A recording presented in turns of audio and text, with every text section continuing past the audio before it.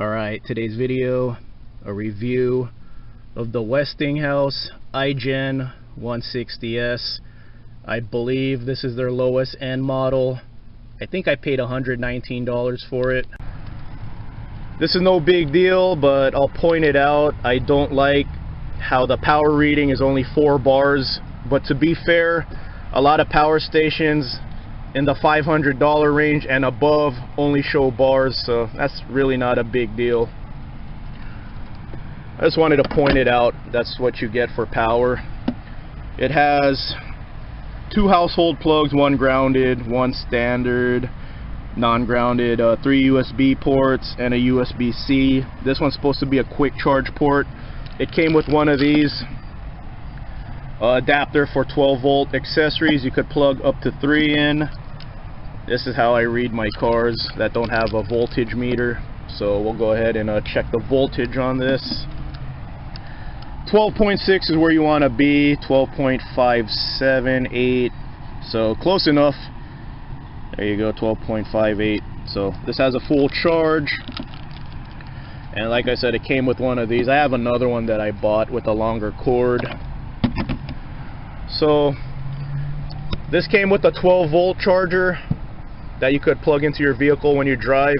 I'll show all of that later. I'll show the random footage I did at the end of the video, but you could charge it as you drive, but it's really slow. I gave up at 14 hours.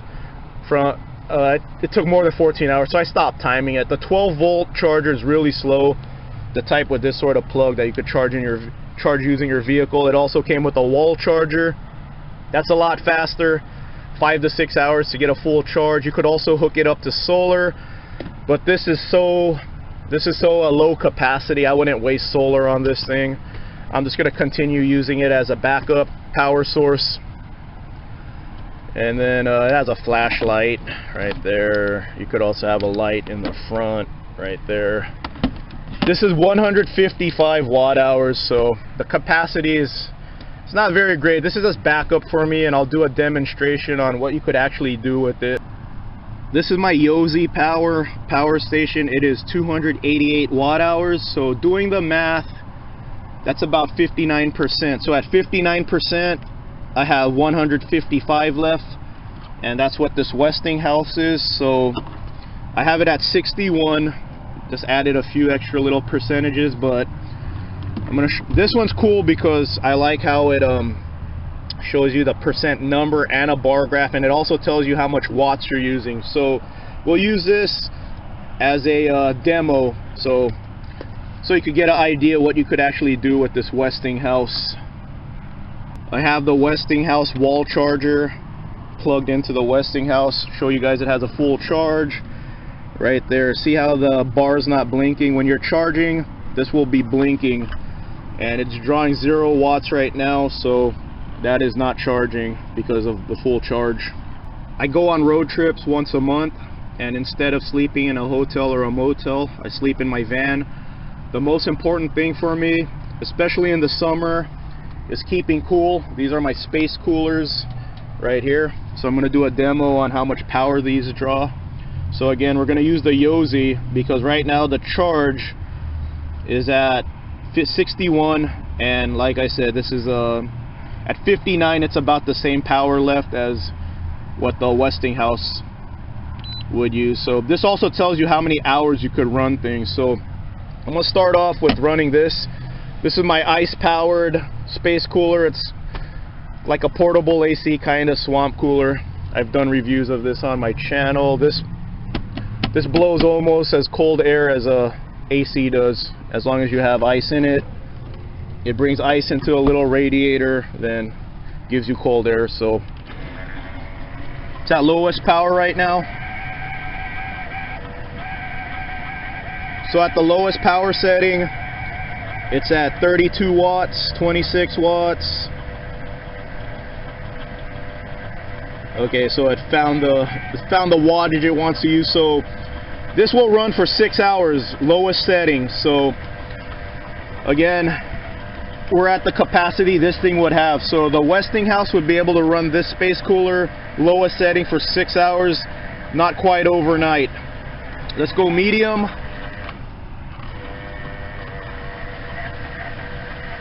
Give it a few moments.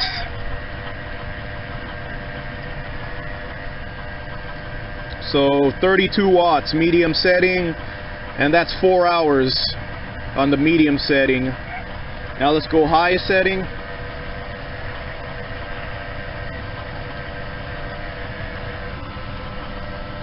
So medium and high is reading 32 approximately, so 4 hours.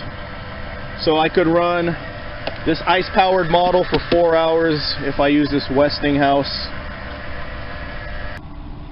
So since this space cooler likes to use ice, you have to hook it up to a cooler, so it's kind of cumbersome. I also have this water only model right here. So lowest setting, this is very energy efficient. So lowest setting, it's 8 watts, and at 8 watts I could go 19 hours. Let's go ahead and put it to medium. Medium, it's at 14 watts, and at 14 watts I could go 10 hours. Let's go the highest setting. So 30 watts, I could go 5 hours off this. So if I have this in a medium setting, I could run it all night off of this little power station here. Highest setting, I can't. Highest setting is at 34 watts, so only 4 hours. So yeah, this is pretty limited on what you could actually do with it. So let me get a more typical way to stay cool. Not everyone's gonna have something like these, so I'm gonna use the electric fan right here. This space cooler is around $270. This one was big bucks. It's all turning yellow now. I've had this for 8 years now, 7-8 years, but this one cost me $650. So these space coolers are not cheap, but I do recommend at least an electric fan. If you're into road tripping, an electric fan is better than nothing. This was $8.88. So this is plugged into the household power, still at 59%. Let's go every power level. This is a 1, lowest power setting. There you go. And lowest power setting, 24 watts, 6 hours. So this won't even run, this won't be able to run an electric fan on low for overnight. But you know, all electric fans have a different power draw. This one's not very efficient. Let's go on the second level here. So on the second setting, we're at 27, 30, so 5 hours. And let's go to the highest setting on this fan. So 33 watts. So 33 watts, only 4 hours on the highest setting with the electric fan. Typical electric fan. Another reason why I like having electricity in my van is I'm constantly on my laptop editing, checking out my YouTube comments, studying my analytics. I'm on my laptop a lot. So I'm at 53%, and this is with the laptop being on. And let's go ahead and charge it right now. See, we're at 57%.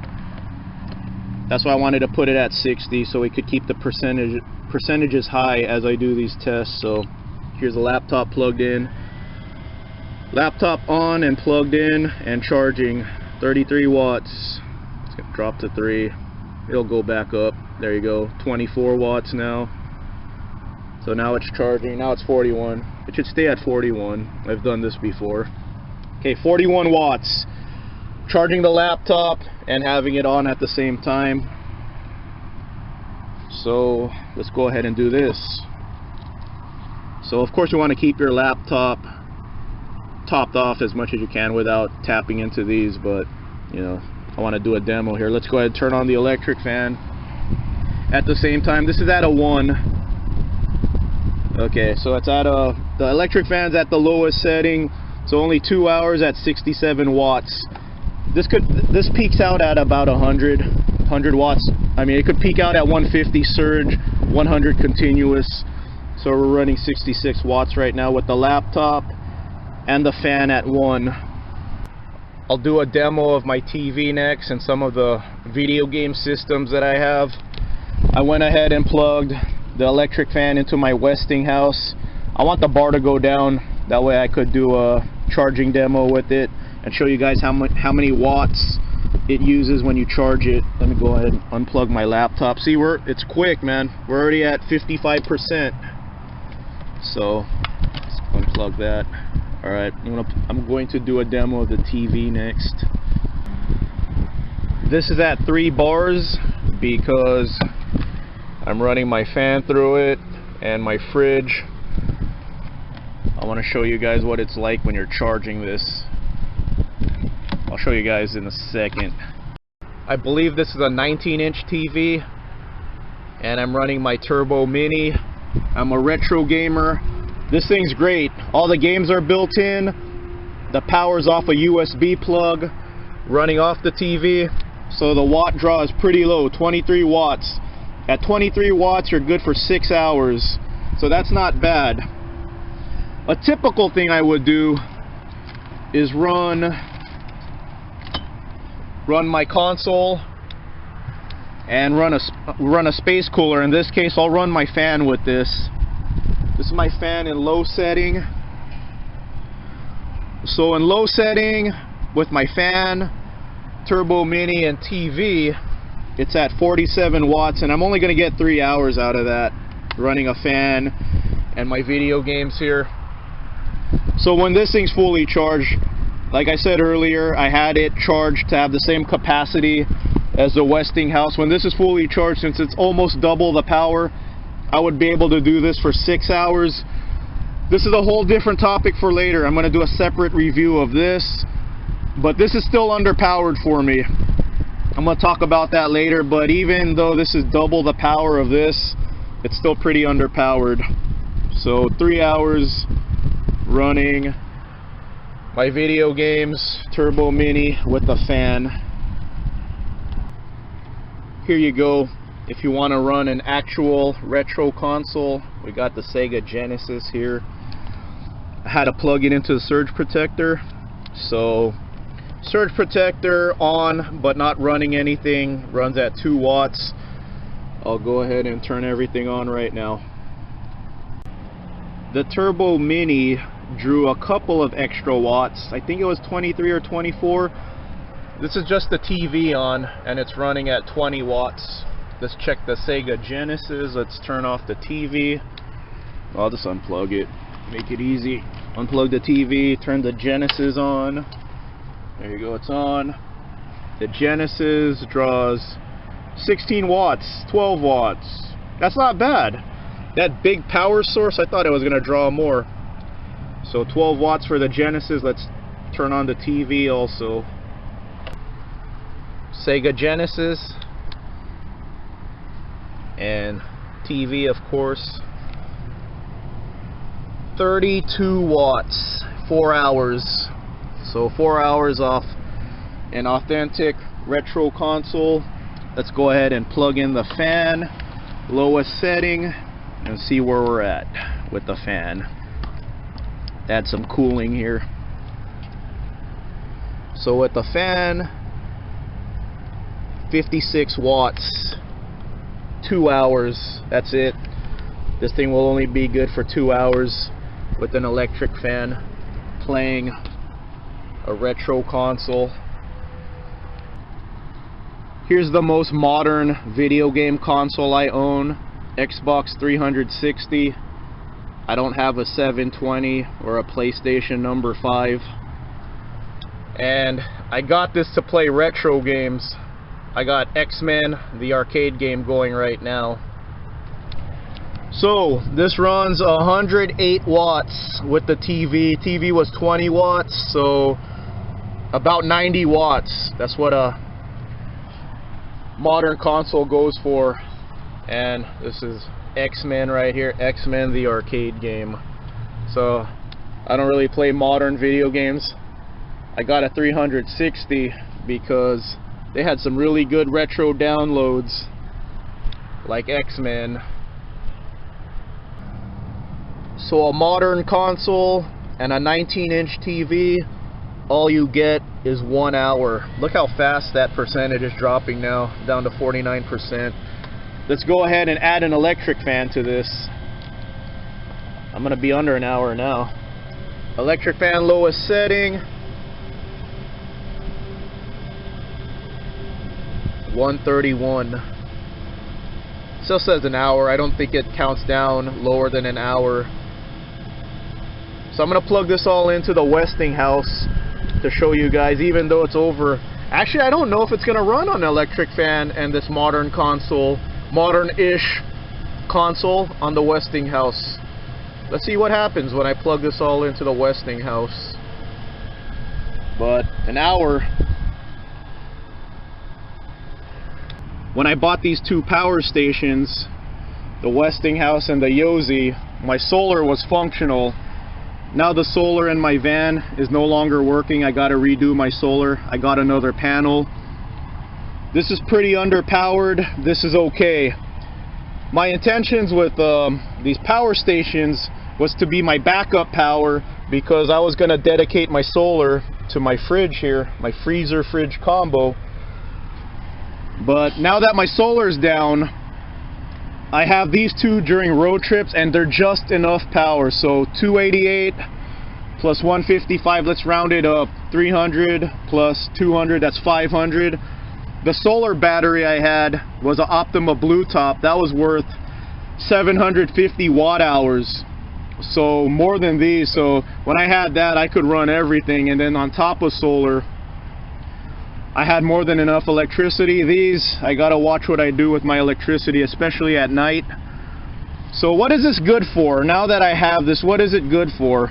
Well, let me go ahead and charge it off the Yeti, show you guys how much power it draws. So here we go. And then now it's blinking. Since it's charging, you can see it blinking now. I'm already down to 2 bars just doing this video and doing a few quick demos.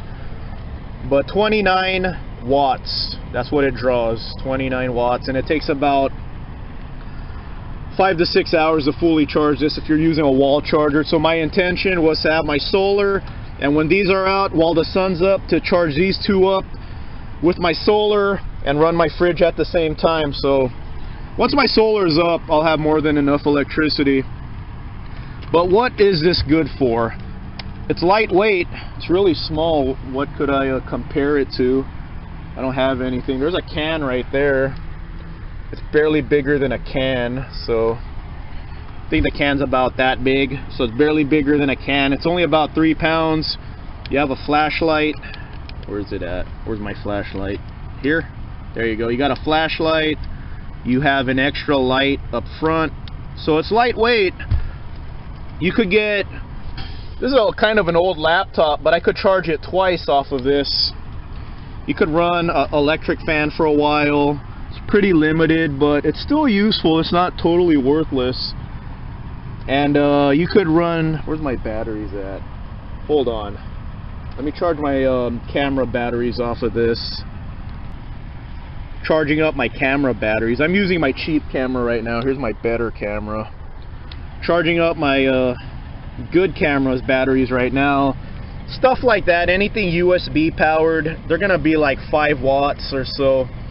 So 4 watts, 29 hours. So little things, you could charge little things like your phone, camera batteries. That's no problem for this. You have an extra light. So I guess if you camp with your phone, you have a light, you could keep everything charged up. So this is not totally worthless. I try not to use it. I'm gonna go ahead and put the footage I used on my last road trip that I did with this. I wanted to be more to the point, so I'll share the other footage of how I use this at the end of this video. After you see this, I'll show you guys some random footage of what I use this for. So yeah, if you intend on running your modern video game console off of this, you know, it's not gonna happen. This is just for little things. Maybe for like retro gaming consoles it's okay, for backup. Maybe run a space cooler, electric fan during a power outage. That's what it's good for. Keep your cameras charged up. Oh, your Wi-Fi too. I have a Wi-Fi hotspot. Where is it? I have it in the front somewhere, but yeah, here you go. So if there's a power outage, you have a mobile hotspot. you could do that too. So little things, it's good for that. Quick demo with the freezer here, 12 volt freezer. I'm going to do a more thorough video of this later. But when this thing is trying to reach temperature, the watt draw is pretty high, 58 watts. And this is down to 46%, so only 2 hours. So this thing will only run, if you don't have the compressor, if you don't have it to temperature, and you're just starting it up with this thing, you're only going to get like 3 hours, 2 or 3 hours out of this. So no, you're not going to run a 12 volt freezer from the start. Maybe when it's fully cooled down, the watt draw is a lot less. But yeah, if you don't have it ready, if you don't have your 12 volt freezer prepared, there you go, there's a watt draw. It's pretty high, 48 watts. Not even this could run my 12 volt freezer for very long. See, it's -3 degrees right now. I have it set to -20. It takes a long time to get to -20, so you just want to keep this plugged in at all times, and then you'll probably be able to run it for a lot longer time off these. But that's the key, you got to get those 12 volt freezers really cold, preferably to your set temperature. But I like mine at -20 because I like to keep ice cream in here.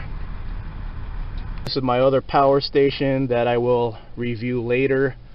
So I have my GPS plugged in right now and my dash cam plugged into this, and it's not even showing how many watts it's drawing.